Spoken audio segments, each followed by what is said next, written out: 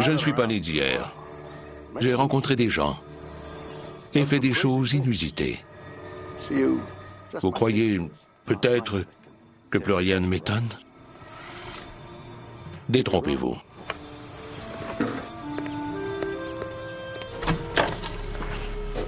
Le monde regorge d'histoires et de phénomènes plus incroyables les uns que les autres, et de mystères qui me tiennent éveillé la nuit, certains dont je connais la réponse, et d'autres qui dépassent l'entendement. Existe-t-il des univers parallèles? À New York, une femme fait une rencontre terrifiante avec une ombre mystérieuse à forme humaine. S'agit-il d'une entité venue d'une autre dimension? Elle avait quelque chose de sinistre. Au New Jersey, un garçon entre dans une étrange machine On a compté jusqu'à 3 et on a traversé le champ d'énergie. et se retrouve dans un autre monde. La téléportation existe-t-elle? Et au Mexique, un explorateur découvre un étrange crâne en cristal. Est-ce un point d'entrée vers un autre univers? Oui. C'est un monde étrange. Et j'adore ça.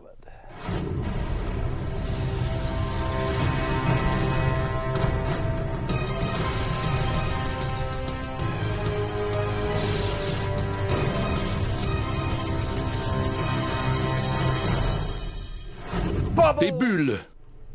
Elles sont magnifiques, n'est-ce pas? Des scientifiques croient que nous vivons dans une bulle. Ils disent que notre univers est une bulle gigantesque d'une taille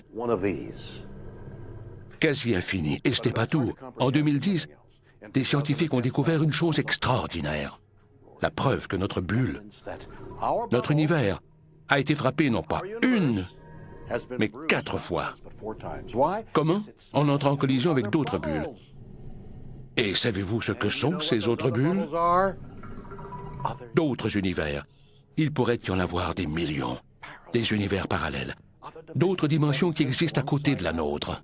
Stupéfiant, n'est-ce pas? Si c'est vrai, cela signifie que dans ces bulles, il y a des gens ou des êtres qui nous ressemblent. Cela fait un peu peur, non?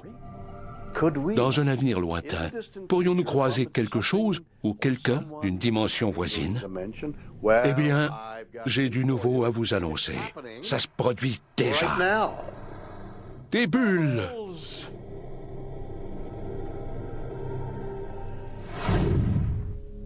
Rosemary Gilly est auteure.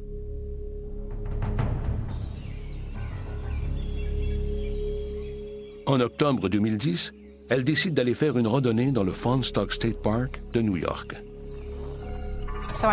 Je suis allée marcher seule, ce qui n'est pas toujours une bonne idée. Il n'y avait personne sur le sentier et je me suis dirigée vers ce qu'on appelle la Chambre du Roi. La Chambre du Roi est une des mystérieuses structures façonnées par l'homme à cet endroit. Personne ne sait qui les a construites ni pourquoi.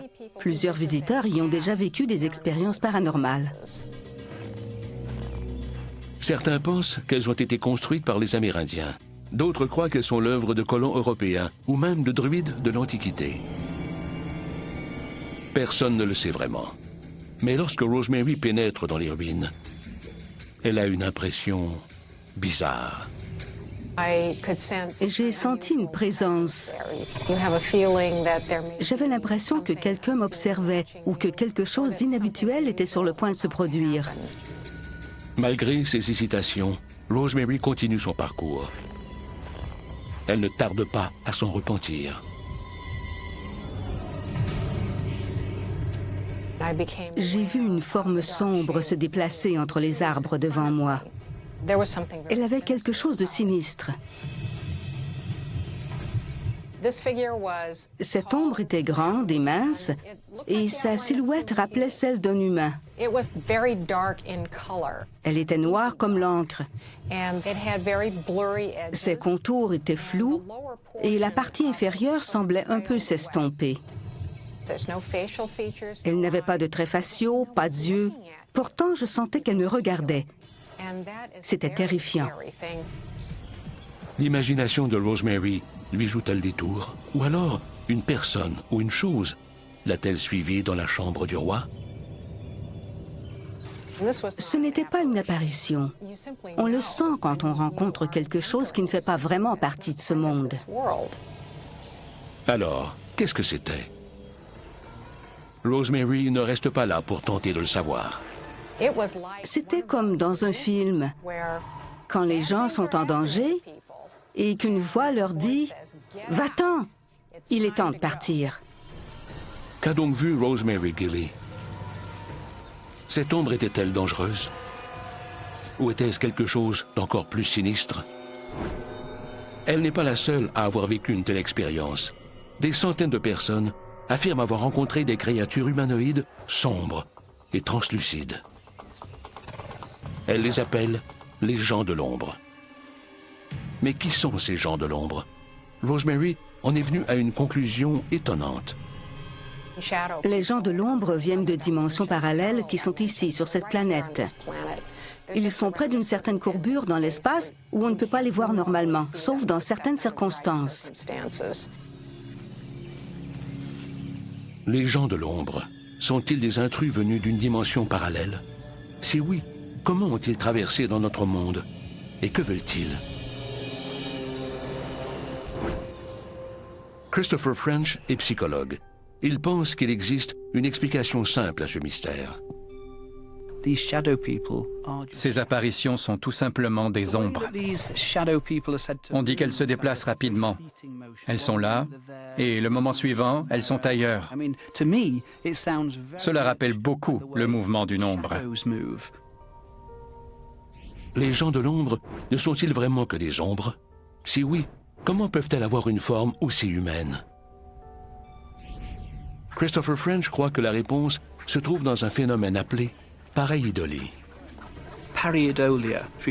La pareidolie est une illusion qui fait qu'on est porté à voir des formes humaines là où il n'y en a pas.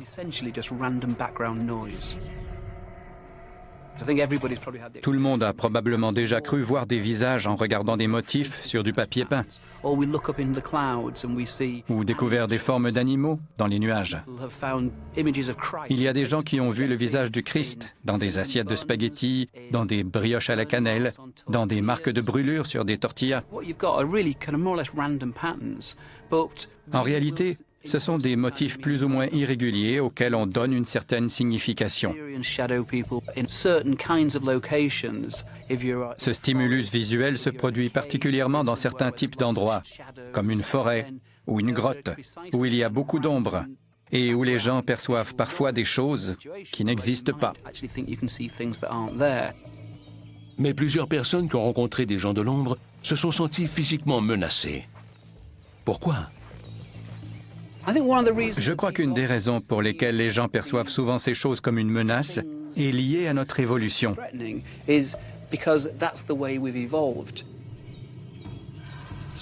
Prenons l'exemple de deux hommes de l'âge de pierre.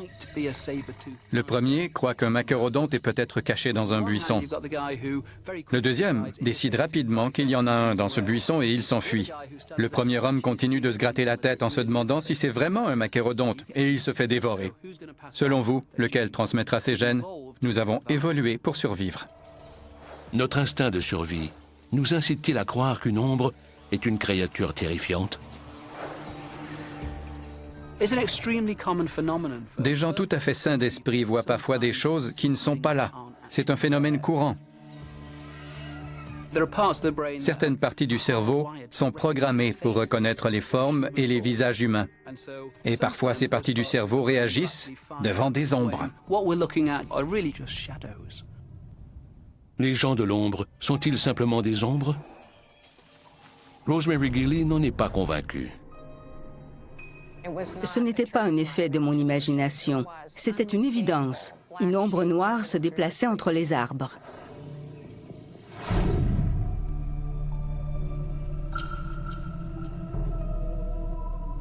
C'est fascinant de voir des ombres apparaître quand on ne s'y attend pas. Est-ce que celle-ci pourrait être une terrifiante créature venue d'une autre dimension?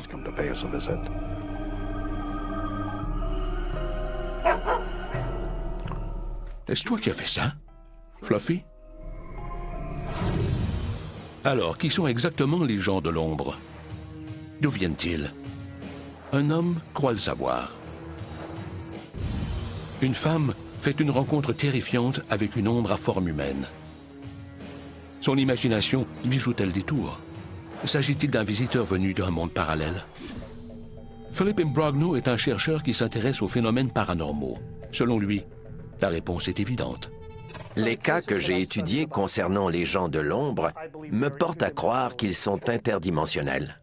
Ils sont intelligents. Ils appartiennent à une race qui existait avant les humains. Ils vivent dans une dimension qui est très proche de la nôtre. C'est une théorie étonnante, mais elle soulève une grande question. Comment peut-on savoir que de telles dimensions existent? Philip Imbrogno croit que l'explication se trouve dans la force de gravité et son élément constituant, le graviton. Un graviton est une particule hypothétique qui relie tout l'univers. Les gravitons circulent entre les dimensions comme une vague. Ces particules exercent une attraction, comme une attraction magnétique. En atteignant la Terre, la gravité de notre Soleil devrait théoriquement la détruire, mais elle ne le fait pas. Si tous ces gravitons émis par le Soleil étaient filtrés par plusieurs dimensions avant de nous atteindre, cela pourrait nous indiquer que ces autres dimensions existent réellement. Si cela vous semble incompréhensible, voici une explication plus simple. Philip Imbrogno pense que la gravité est affaiblie avant d'arriver à la Terre parce qu'elle est amoindrie lorsqu'elle traverse d'autres dimensions où vivent les gens de l'ombre. C'est une idée extraordinaire et un peu insensée. S'il y a d'autres dimensions qui entourent la nôtre, comment les gens de l'ombre les traversent-ils pour venir jusqu'à nous? Les gens de l'ombre comprennent peut-être mieux que nous le concept des gravitons. Leur technologie existait plusieurs milliers d'années avant l'apparition de l'homme. Ils comprennent peut-être qu'ils doivent concentrer les gravitons à un certain endroit pour ouvrir un portail menant à notre réalité.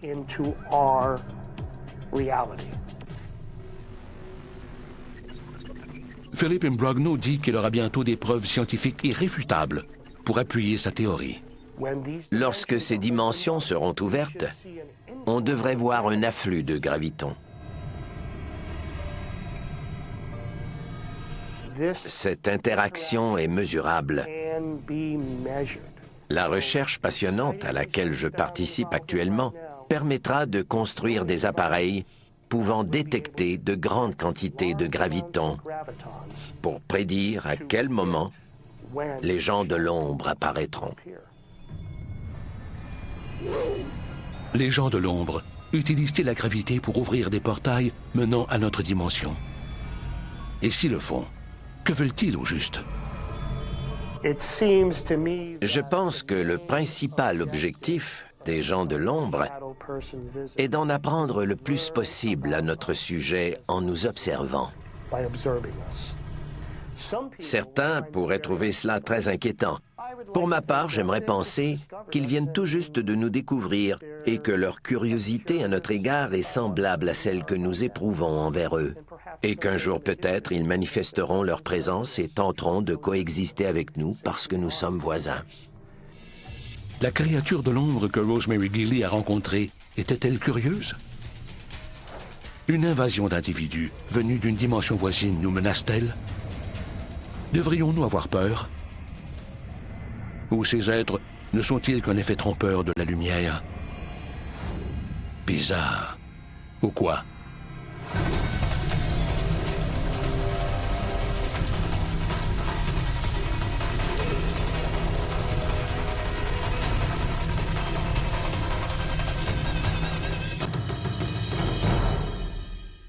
Je me suis souvent retrouvé dans des situations difficiles pendant nos voyages à bord du vaisseau spatial Enterprise, mais j'ai toujours réussi à m'en sortir. Comme ça. Vous avez vu ce que j'ai fait? Et Scotty n'était même pas là pour me téléporter. Mais Est-il possible de se transporter soi-même d'un endroit à un autre en un instant? Vous croyez que ce genre de choses relève de la science-fiction? Erreur. 1960, Suburban au New Jersey. Andrew Basiago a 6 ans et il va bientôt vivre la journée la plus mémorable de sa vie. Mon père a appelé ma mère et lui a dit « Chérie, je vais à la quincaillerie avec Andy ». Mais il m'a plutôt amené dans un vieux bâtiment de l'entreprise d'aéronautique de Woodridge, au New Jersey. Un complexe de technologie expérimentale datant de la Seconde Guerre mondiale. En entrant dans le bâtiment, Andrew se demande pourquoi Frank, son père, l'a amené dans un tel endroit. Je me demandais ce qui se passait. Le père d'Andrew le conduit dans une pièce secrète. À l'intérieur se trouve une chose qu'il n'a jamais vue auparavant. C'était très étrange. J'ai vu 2 éléments de forme elliptique qui faisaient environ 2,5 mètres de haut et 3 mètres de large. Cet appareil est trop compliqué pour qu'Andy puisse comprendre de quoi il s'agit. Mais son père semble parfaitement le contrôler. Pourquoi? Et à quoi sert-il? Il a demandé au technicien de mettre l'appareil en marche. Les éléments commencent à tourner, produisant une étrange cascade d'énergie. Ça ressemblait à de l'eau qui tombe dans une fontaine publique. C'était une sorte de champ d'énergie scintillant et magnifique. Lorsque le champ d'énergie s'agrandit, le père d'Andrew dit à son fils: « Prends ma main. » Puis, l'inimaginable se produit. On a compté jusqu'à 3 et on a traversé le champ d'énergie. On semblait se déplacer et je pouvais voir un point lumineux au loin. Cette lumière nous a atteints très rapidement et quand elle nous a frappés, on s'est retrouvés ailleurs au pays. Mon père ne m'a pas dit où on allait. En fait, on a franchi 3225 km dans ce tourbillon jusqu'à Santa Fe au Nouveau-Mexique, sur les terrains de l'Assemblée législative d'État. C'est un récit très étonnant. 2 humains ont-ils été transportés du New Jersey au Nouveau-Mexique en un clin d'œil? Qu'est-il arrivé à Andrew et à son père? Pourrait-il s'agir du rêve extravagant d'un enfant de 6 ans? Andrew Basiago croit qu'il existe une seule réponse à ces questions. Je pense que j'ai été téléporté. Imaginez que vous circulez dans le Lincoln Tunnel de New York à 16 000 km à l'heure sans aucune voiture autour de vous. C'est à ça que ça ressemblait. On se déplaçait physiquement dans un vortex dans le tissu de l'espace-temps. Frank, le père d'Andrew, avait-il inventé le premier appareil de téléportation? Et si oui, pourquoi? Frank Basiago n'était pas un père comme les autres. Durant la guerre froide, les États-Unis et l'Union soviétique tentaient tous deux de démontrer leur supériorité militaire. Frank dirigeait une équipe ultra secrète de chercheurs américains qui faisaient des expériences de téléportation. Mais pourquoi a-t-il utilisé son fils comme cobaye? Je crois que mon père voulait démontrer que si la téléportation était sans danger pour son fils, elle l'était pour n'importe quel enfant. J'étais là, comme un enfant aurait pu se trouver à bord d'un des navires de Christophe Colomb, garçon de bureau pour les frères Wright ou assistant de Thomas Alva Edison. Après cette expérience réussie, Frank Basiago décide que la téléportation est trop importante pour la garder secrète. Il veut en parler au monde entier. Mais l'armée américaine n'est pas de son avis. C'est regrettable, mais l'histoire de la téléportation est toujours restée un secret militaire depuis. 40 ans plus tard, Andrew s'est donné une mission. Il estime que la technologie de la téléportation est extrêmement importante et que l'invention de son père devrait être accessible à tout le monde. Aujourd'hui, Je fais campagne pour révéler la vérité. Je demande au gouvernement des États-Unis de déclassifier la téléportation afin de permettre aux gens de se téléporter entre les villes importantes. Je crois avoir le devoir de rapporter ce qui s'est passé, car de toute évidence, c'était un moment important dans l'histoire des sciences appliquées. C'est le moment où notre civilisation humaine a été dotée du pouvoir d'explorer le temps et l'espace. Frank Basiago a-t-il inventé une machine capable de nous transporter instantanément à l'autre bout du monde? Ou même dans d'autres dimensions? La téléportation est-elle possible? Je ne voudrais pas être la première personne à être téléportée. J'aurais peur de me retrouver comme un tableau de Picasso. Un garçon entre dans un appareil qui le transporte à des milliers de kilomètres en quelques secondes. La téléportation humaine est-elle possible? Raymond Laflamme est physicien. Selon lui, l'idée que l'on puisse téléporter son corps relève de la fiction. Il semble que les lois de la physique sont plus contraignantes que l'imagination humaine. Quand on entend le mot téléportation, on pense immédiatement à Star Trek. Téléportez-moi, Scotty. Et à l'idée qu'une personne puisse se désintégrer et réapparaître dans une station spatiale. Ce genre de choses se produit dans la science-fiction. Étonnamment, même si Raymond Laflamme rejette l'idée que les gens puissent se téléporter, il croit que cela peut se produire d'autres façons. Parce qu'il a été un des premiers scientifiques à le faire. On ne téléporte pas de la matière d'un endroit à un autre. On téléporte des informations. Un instant. Téléporter des informations, n'est-ce pas ce qu'on fait quand on envoie un courriel? Quand on envoie un courriel, ou même quand on parle dans notre cellulaire, l'information de l'expéditeur parvient au destinataire en traversant l'espace qui les sépare. Raymond Laflamme a réussi l'exploit remarquable de téléporter des informations sans aucun appareil. Ce qui a été téléporté est un bit quantique d'information. On a réussi à le faire sur une distance de quelques kilomètres.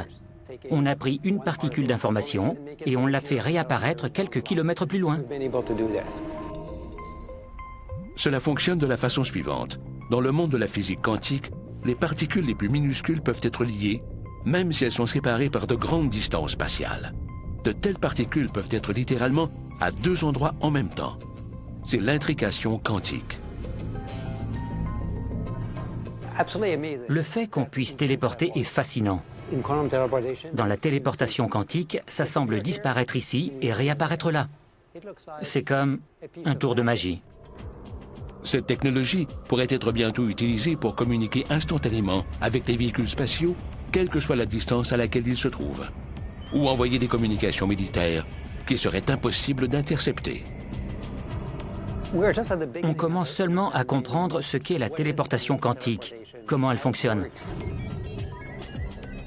On est peut-être capable de téléporter des informations, mais l'histoire d'Andrew Basiago signifie-t-elle qu'on peut se téléporter soi-même? Raymond Laflamme ne le croit pas. Il doit sûrement posséder un secret que je ne connais pas. Je ne voudrais pas être la première personne à être téléportée. J'aurais peur de me retrouver comme un tableau de Picasso. Si la téléportation humaine n'est pas possible, qu'est-il arrivé à Andrew Basiago? Ce périple incroyable était-il le fruit de l'imagination d'un enfant? Bruce Goldberg est hypnothérapeute. Il pense que les histoires comme celle d'Andrew sont vraies. Des écrits datant de plusieurs milliers d'années font état de gens qui ont été téléportés. Il y a beaucoup de cas à caractère religieux, mais il y a aussi des cas laïques. Je pense que la téléportation existe. Mais comment? Le docteur Goldberg croit avoir découvert le secret de ce phénomène. La téléportation est un mécanisme très complexe.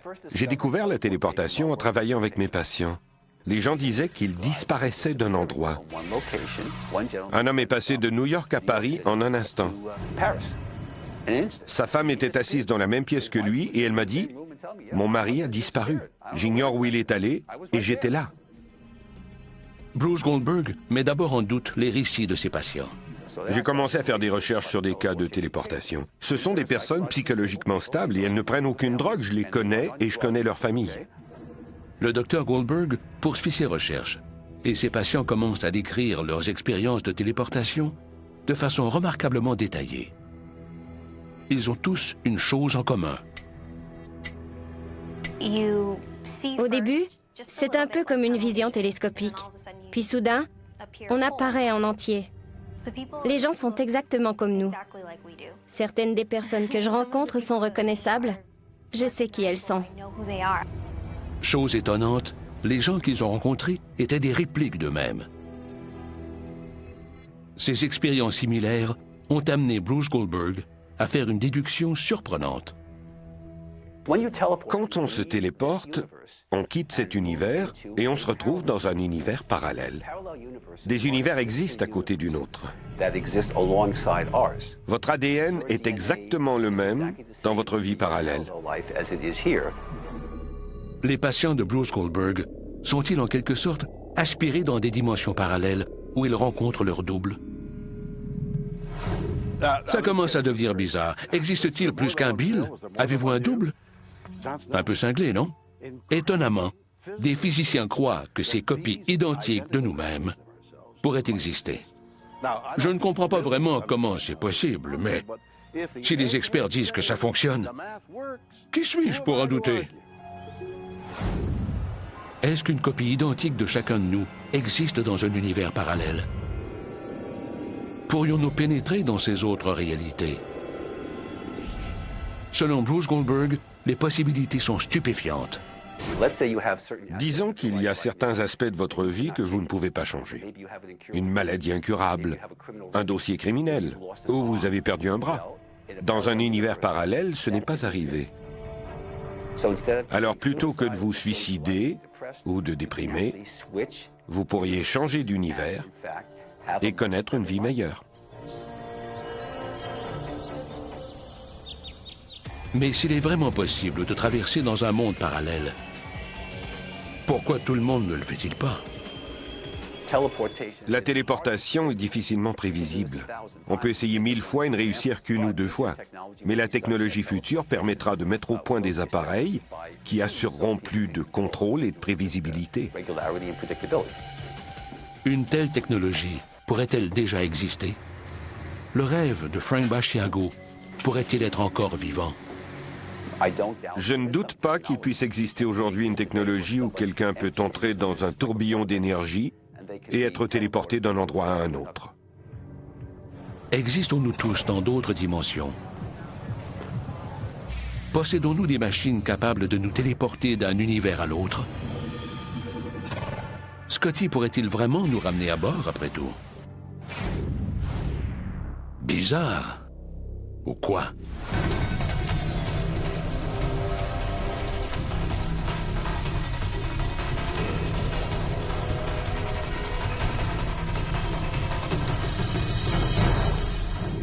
Au Mexique, un explorateur découvre un crâne étrange en cristal. Est-ce un point d'entrée vers un autre univers? J'aime bien explorer.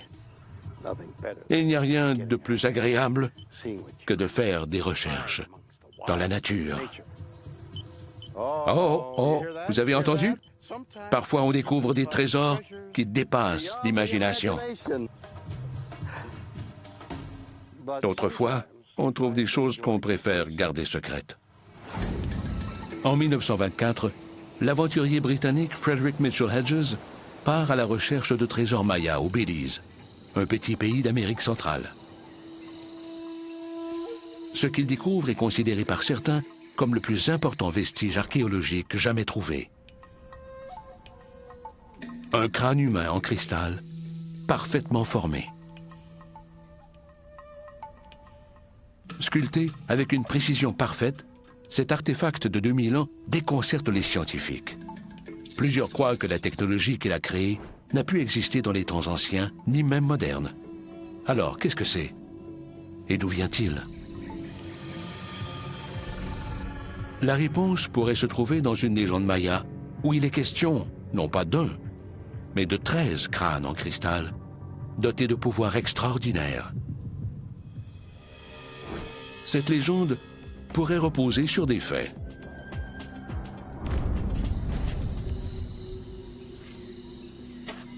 En 1994, l'archéologue amateur Nick Nocerino découvre dans l'état du Guerrero, au Mexique, un autre crâne parfait de dimensions humaines, sculpté dans du cristal.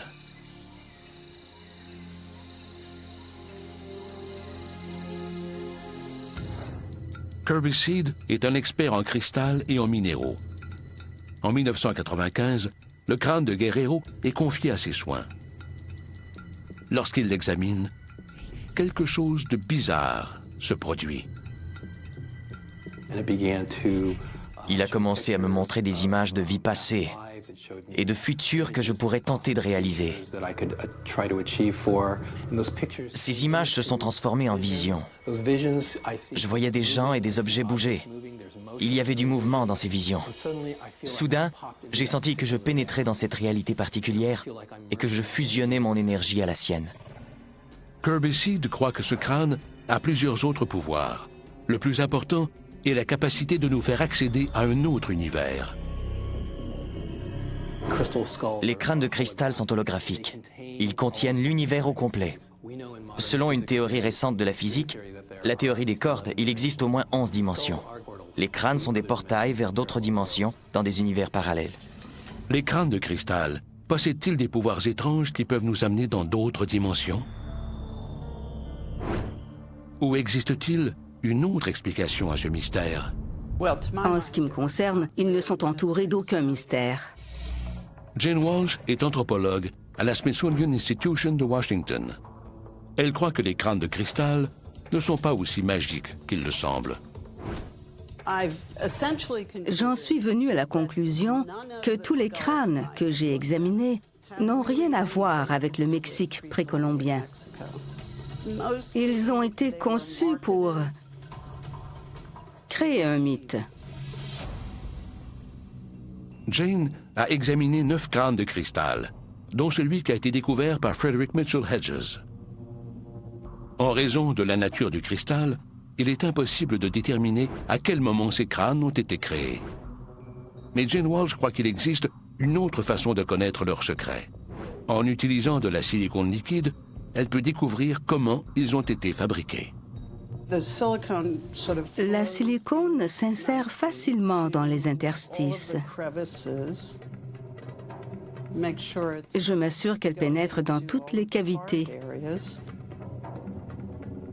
Lorsque la silicone est sèche, Jane obtient un moule très fidèle des traces qui marquent la surface du crâne. Un microscope électronique lui permet de les grossir plus de 10 millions de fois. Lorsque ces électrons frapperont la surface de l'échantillon, il y aura un signal. On obtiendra une image topographique de la surface et une excellente résolution spatiale. On verra des détails très précis et beaucoup de choses qu'on ne verrait pas autrement. Une chose est particulièrement frappante. C'est la preuve que les crânes de cristal ne sont pas aussi parfaits qu'ils semblent l'être. Ce que vous voyez ici est le bord d'un instrument rotatif.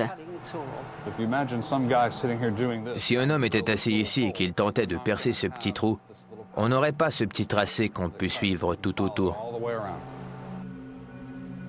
L'analyse de Jane Walsh est accablante. Elle croit que la personne qui a fabriqué ces crânes avait accès à des outils électriques modernes. On sait quels outils étaient utilisés par les tailleurs de pierre précolombiens. C'étaient des outils de l'âge de pierre. Pour ce qui est du crâne de Mitchell Hedges, on a pu déterminer qu'une partie de la taille initiale a été faite avec de très petits forets à grande vitesse, rappelant les fraises des dentistes. Aucun Maya ou Aztèque n'aurait pu posséder un tel outil.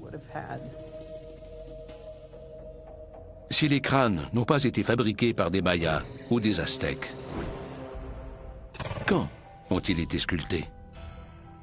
Ils sont probablement aussi anciens que le moment où ils sont apparus pour la première fois.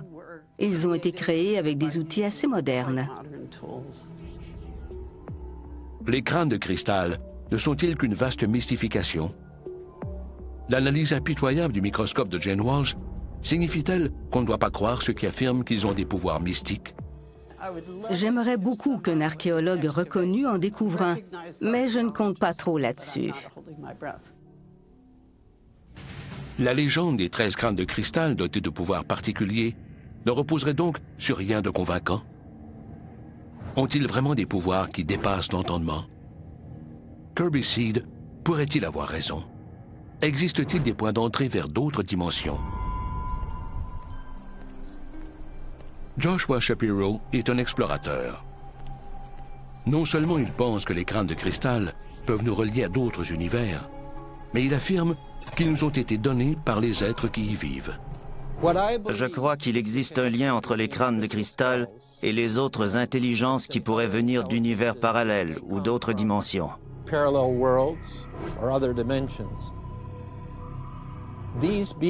Je pense que ces êtres ont apporté les crânes de cristal à l'humanité il y a très longtemps. Les crânes de cristal sont-ils venus jadis d'univers parallèles? Si oui, comment les êtres vivant dans d'autres dimensions les utilisent-ils pour se relier aux humains? Joshua Shapiro pense que cela dépend de la matière utilisée pour leur fabrication. Les crânes de cristal servent de porte dimensionnelle parce que le cristal de quartz peut exister simultanément dans plusieurs dimensions différentes. Il interagit avec des énergies sur différentes fréquences vibratoires. C'est pourquoi il est un canal idéal. Le cristal de quartz vibrerait à différentes fréquences dans plusieurs dimensions? Insensé, non? En fait, des cristaux sont utilisés dans des appareils de communication, comme des radios, depuis près d'un siècle. On peut les faire vibrer à certaines fréquences spécifiques, ce qui leur permet de capter des émissions. Qui sait, un crâne de cristal pourrait être un téléphone interdimensionnel? Le cristal de quartz est une des matières les plus importantes de la planète. Mais le fait de lui donner la forme d'un crâne humain le rend très spécial. Ces autres intelligences peuvent utiliser le crâne de cristal pour communiquer avec nous. Les crânes de cristal servent-ils à nous transmettre des messages venant des autres dimensions? Et dans ce cas, qu'essaient-ils de nous communiquer? Si je pouvais définir en une phrase ce que sont les crânes de cristal, je dirais qu'ils sont un miroir et un catalyseur pour réveiller l'humanité. Si comme individus on pouvait s'ouvrir à tous les phénomènes fascinants qui se passent dans notre monde, plutôt que de tenter de tout rationaliser, je pense que notre planète connaîtrait la paix beaucoup plus rapidement, qu'on en apprendrait plus sur nous-mêmes et qu'on aurait droit à une aide qu'on ne parvient même pas à imaginer. Les crânes de cristal ont-ils la capacité de créer des signaux électriques nous permettant d'interagir avec d'autres dimensions? Ou sont-ils simplement d'inoffensifs morceaux de pierre polie? La science a-t-elle démontré qu'il existe des portails vers d'autres univers? Quelle histoire incroyable! Ce crâne pourrait-il produire des vibrations qui nous permettraient de parler à des gens dans des univers parallèles? Pouvez-vous imaginer tout ce qu'on pourrait réaliser si on pouvait tirer profit de ces objets magnifiques d'une valeur inestimable? Oups!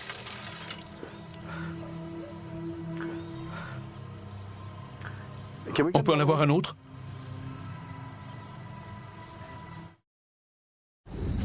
On croit qu'un mystérieux crâne de cristal découvert au Mexique pourrait nous permettre d'accéder à une autre dimension. Est-ce possible? Paul Stevenson de l'Université de Surrey s'intéresse aux conditions extrêmes en physique. Il pense que l'idée d'un portail menant à un univers lointain est plausible. Le fait que les trous noirs existent nous permet de penser, en théorie, que nous pourrions un jour ouvrir une porte vers un autre univers. Les astronomes croyaient jadis que tout ce qui se trouvait dans un trou noir était compressé en un point singulier d'une masse quasi infinie. Mais récemment, Certains ont proposé une autre idée. Il est concevable que l'on puisse créer une sorte de portail qui permettrait de se déplacer d'une partie à l'autre de l'univers. Cela s'appellerait un tunnel cosmique. Si on pouvait créer une sorte de tunnel menant à d'autres parties de notre univers, qu'est-ce que cela signifierait pour les dimensions parallèles? Ce ne serait pas un si grand bond en avant de suggérer qu'on pourrait créer un tunnel cosmique qui nous relierait à différentes dimensions ou à un univers différent. Selon Paul Stevenson, il est théoriquement possible de créer un point d'entrée vers d'autres univers. Personne n'en a jamais vu. Comment sait-il que cela pourrait arriver? C'est fondé sur des principes établis de la physique. Par le passé, bien des choses qu'on trouvait au départ ridicules et extravagantes étaient finalement très sensées. Je ne sais pas si ça se produira dans le cas des tunnels cosmiques et si j'en verrai jamais un. Mais il n'est certainement pas déraisonnable de croire à cette possibilité. Pourrait-on ouvrir des portes cosmiques vers des univers parallèles et communiquer avec eux grâce au crâne de cristal? Ou pourrait-on simplement se téléporter aussi souvent qu'on le souhaiterait? Des gens de l'ombre venant d'autres dimensions sont-ils déjà parmi nous? Bizarre, ou quoi?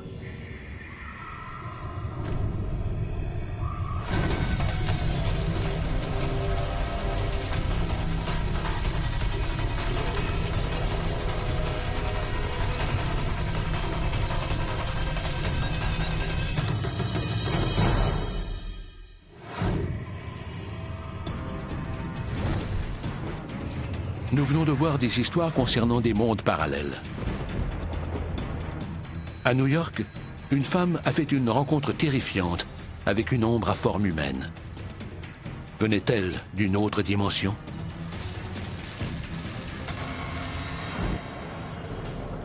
Au New Jersey, une machine bizarre a transporté un garçon et son père à plusieurs milliers de kilomètres en une fraction de seconde. Ont-ils été téléportés dans un monde différent? Et au Mexique, une équipe a fait une découverte étonnante. Un crâne de cristal. Était-ce un point d'entrée vers un autre univers? Ces histoires sont-elles la preuve que des univers parallèles existent? Peut-on rejeter les affirmations de ceux qui croient qu'ils sont réels? À vous de juger.